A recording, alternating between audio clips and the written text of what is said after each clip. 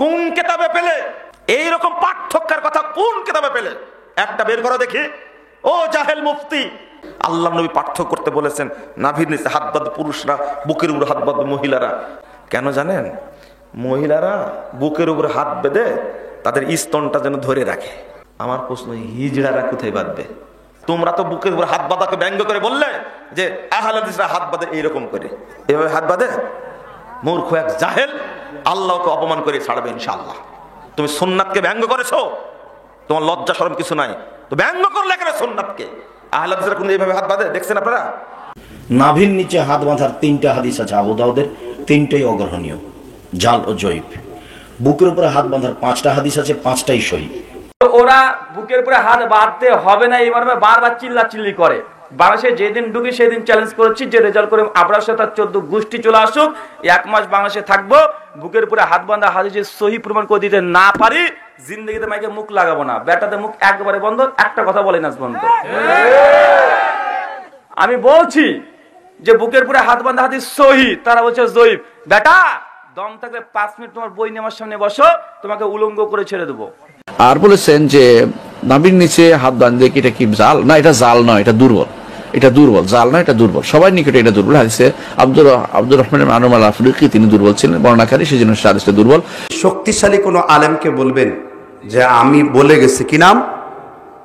তারা বলবেন আমি বলে গেছি নাভির নিচে হাত বাঁধার হাদিস যদি কেউ সহিহ প্রমাণ করতে পারে, আল্লাহর কসম আমার তরফ থেকে তাকে 50 লক্ষ টাকার পুরস্কার।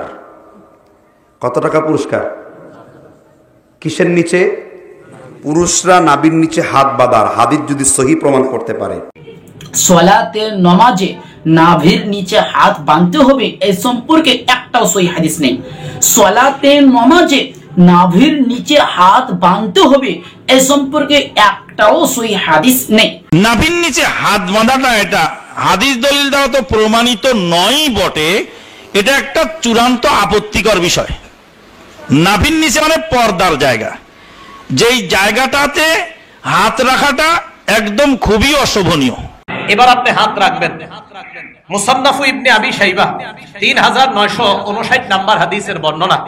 এই জায়গায় আসছে আপনার ওয়াইল ইবনে হুজুর রাদিয়াল্লাহু তাআলা আনহু বর্ণনা, রাআইতুন নাবিয়্যা সাল্লাল্লাহু আলাইহি সাল্লাম, আমি নবীজিকে দেখেছি, ওয়াদা ইয়াদাহুল ইউমনা আলা শিমালিহি, নবী সাল্লাল্লাহু আলাইহি সাল্লাম তার ডান হাত বাম হাতের উপর রাখছে, ফি সালাতি তাহতা সুররা, নামাজের মধ্যে নাভির নিচে তার হাত রাখছে। এই হাদিসের সনদ সহিহ।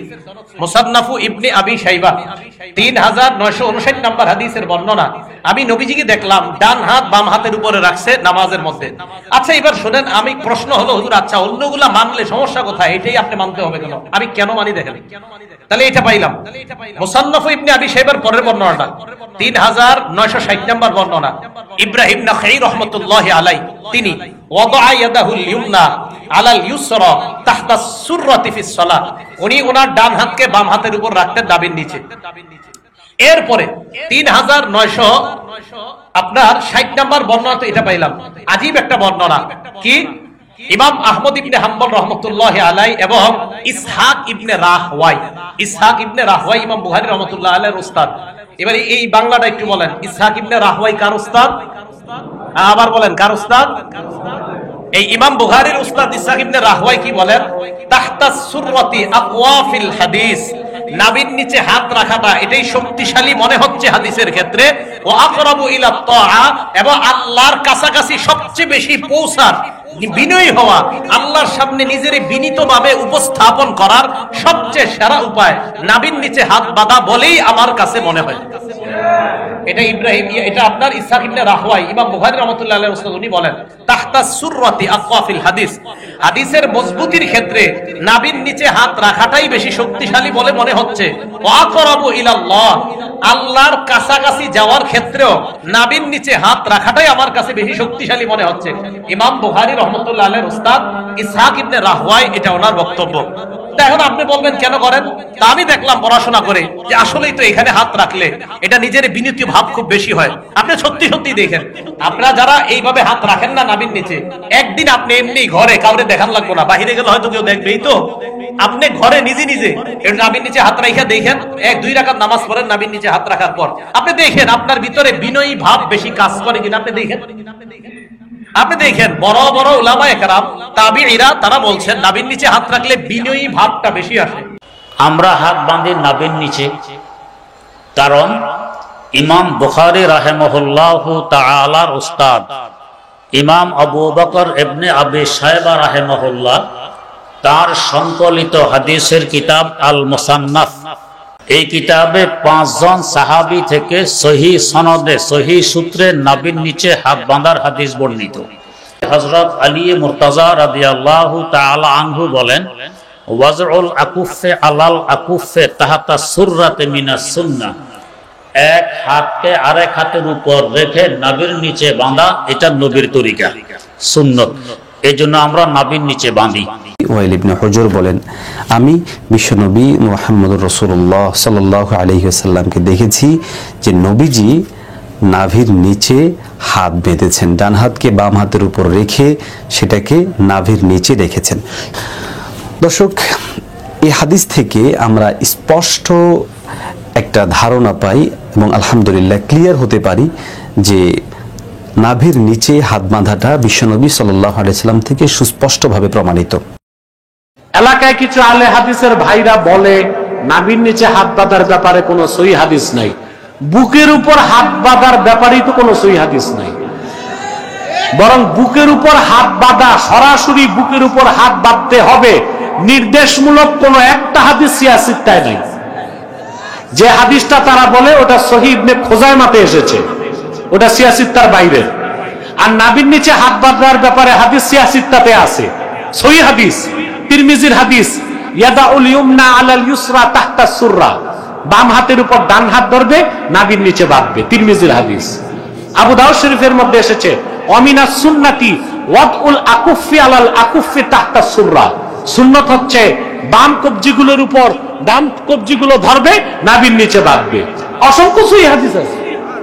এটা আপনি আরো ক্লিয়ার পাবেন ইমাম বুখারী রাহমাতুল্লাহ আলাইহির ওস্তাদের কিতাব মুসনাদুল ইমাম আহমদ ইবনে হাম্বল খণ্ড নম্বর 2 পৃষ্ঠা নম্বর 222 হাদিস নম্বর 875, এখানে পাবেন আরো ক্লিয়ার হযরত আলী রাদিয়াল্লাহু তাআলা আনহু হাদিস। আন আলী রাদিয়াল্লাহু আনহু ক্বালা ইন্না মিনাস সুন্নাতি ফিস সালাতি ওয়াজাল আকুফি আলা আকুফি তাহতা সুররা, নামাজের মধ্যে সুন্নত হলো এক হাতের তালু আর এক হাতের তালুর পিঠের উপর রাখা নাভির নিচে। কোথায় ভাই? নাভির নিচে। ইমাম বুখারী রাহমাতুল্লাহ আলাইহির আরেকজন ওস্তাদ রয়েছেন ইমাম আবু বকর ইবনে আবি শায়বা, তার কিতাবে মুসান্নাফে ইবনে আবি শায়বা 3959 নম্বর হাদিসে হযরত ওয়াইল ইবনে হুজর বলেন, আমি রাসূলুল্লাহ সাল্লাল্লাহু আলাইহি ওয়াসাল্লামকে দেখেছি নামাজের মধ্যে নিজের ডান হাতকে বাম হাতের উপর রেখেছেন নাভির নিচে। কোথায় ভাই?